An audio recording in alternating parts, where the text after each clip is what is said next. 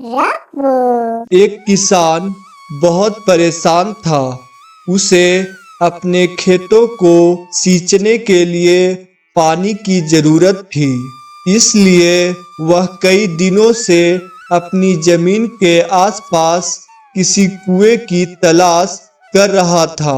इसी तलाश में वह घूम ही रहा था कि अचानक उसे एक कुआं दिखा। यह कुआं उसके खेतों से बहुत नजदीक था, इसलिए किसान बहुत खुश हुआ। उसने सोचा कि अब उसकी परेशानी खत्म हो गई। यह सोचकर वह खुशी खुशी घर चला गया। अगले दिन वह पानी लेने कुएं पर पहुंचा। जैसे ही उसने कुएं के नजदीक रखी बाल्टी कुएं में डाली, वहां एक आदमी आ पहुंचा। वह किसान से बोला, यह कुआं मेरा है, तुम इससे पानी नहीं ले सकते। अगर तुम इस कुएं से पानी लेना चाहते हो तो तुम्हें इस कुएं को खरीदना होगा। यह बात सुनकर किसान कुछ देर रुका और फिर मन ही मन सोचने लगा कि अगर मैं इस कुएं को खरीद लूं तो मुझे कभी पानी की कमी नहीं होगी और न ही मुझे पानी के लिए इधर उधर भटकना पड़ेगा।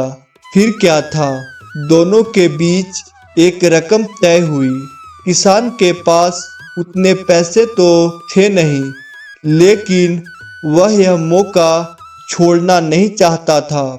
इसलिए किसान ने उस आदमी को अगले दिन वह रकम देने का वादा किया और घर की ओर चल दिया। किसान के लिए कुआं खरीदने का यह अच्छा मौका था, इसलिए वह इस काम में जरा भी देर नहीं करना चाहता था। घर पहुंचते ही उसने अपने करीबियों और दोस्तों से इस बारे में बात की और कुएं के लिए तय हुई रकम का इंतजाम करने में जुट गया। थोड़ी भागदौड़ और कोशिश करने के बाद आखिरकार उसने वह रकम जमा कर ली।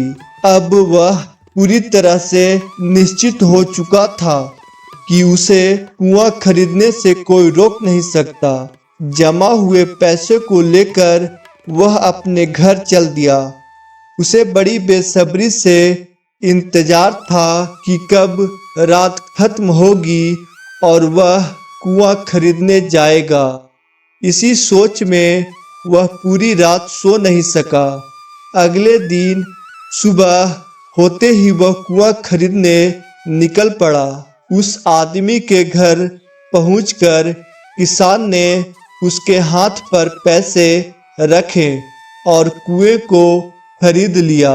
अब तो कुआं किसान का हो गया था, तो फिर उसने पानी निकालने में देर नहीं की। जैसे ही किसान ने कुएं से पानी निकालने के लिए बाल्टी उठाई, तभी उस आदमी ने फिर बोला, ठहरो, तुम इस कुएं से पानी नहीं निकाल सकते हो। मैंने तुम्हें कुआं बेचा है, कुएं का पानी अभी भी मेरा है। किसान मायूस हो गया और न्याय के लिए राजा के दरबार में शिकायत करने पहुंच गया। यह राजा कोई और नहीं बल्कि अकबर था। राजा अकबर ने उस किसान की पूरी कहानी सुनी और फिर उस आदमी को दरबार में बुलाया जिसने वह कुआं बेचा था। राजा का फरमान सुनते ही वह आदमी भागा भागा दरबार में हाजिर हो गया। राजा ने उससे पूछा, जब तुम्हें इस किसान को अपना कुआं बेच दिया तो फिर इसे पानी क्यों नहीं दे रहे हो? आदमी बोला, महाराज, मैंने इसे केवल कुआं बेचा था, पानी नहीं। यह बात सुनकर राजा भी सोच में पड़ गया। उन्होंने कहा कि बात तो यह पते की कह रहा है, कुआं बेचा है, पानी तो नहीं। काफी देर सोचने के बाद जब इस समस्या को सुलझाने में वह नाकाम हो गए तो उन्होंने बीरबल को बुलाया। बीरबल बहुत ही बुद्धिमान था, इसलिए राजा अकबर किसी भी मामले पर फैसला लेने से पहले उसकी राय जरूर लेते थे। बीरबल ने एक बार फिर दोनों से उनकी समस्या पूछी। पूरी बात जानने के बाद बीरबल ने उस आदमी से कहा, ठीक है, तुमने कुआं बेचा है, पानी नहीं। फिर तुम्हारी पानी किसान के कुएं में क्या कर रही है? कुआं तुम्हारा नहीं है, फौरन अपने पानी को कुएं से बाहर निकालो। बीरबल का इतना कहते ही उस आदमी को समझ आ गया कि अब उसकी चालाकी किसी काम नहीं आने वाली है। उसने राजा से फौरन माफी मांगी और माना कि कुएं के साथ उसके पानी पर भी किसान का पूरा अधिकार है। यह देख राजा अकबर ने बीरबल की बुद्धिमानी की तारीफ की और कुआं बेचने वाले आदमी पर धोखेबाजी के लिए जुर्माना लगाया। इस कहानी से हमने यह सीखा कि ईमानदारी से किसी समझौते को निभाना चाहिए। हर समस्या का समाधान बुद्धिमानी और तर्क से संभव है। गलत व्यवहार करने वाले को विवेक से सही मार्ग पर लाया जा सकता है।